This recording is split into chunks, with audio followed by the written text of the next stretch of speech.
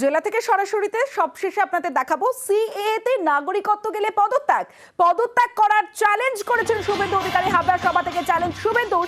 BJP নেতা আবেদন করলে ভোটে অংশ নয়, চ্যালেঞ্জ নিতে প্রস্তুত বিজেপি নেতারা। পাল্টা চ্যালেঞ্জ তৃণমূলের কুণাল ঘোষের। আমি আপনাকে আজকে চ্যালেঞ্জ করছি, একজনেরও যদি নাগরিকত্ব যায় তাহলে আমি এমএলএ সিট থেকে রেজিগনেশন দেব।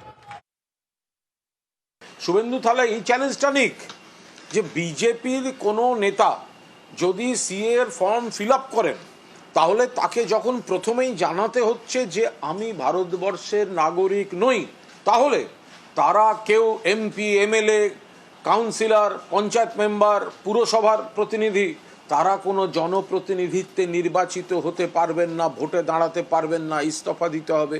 সেইগুলো তো তাহলে তাদের অ্যাকসেপ্ট করতে হবে।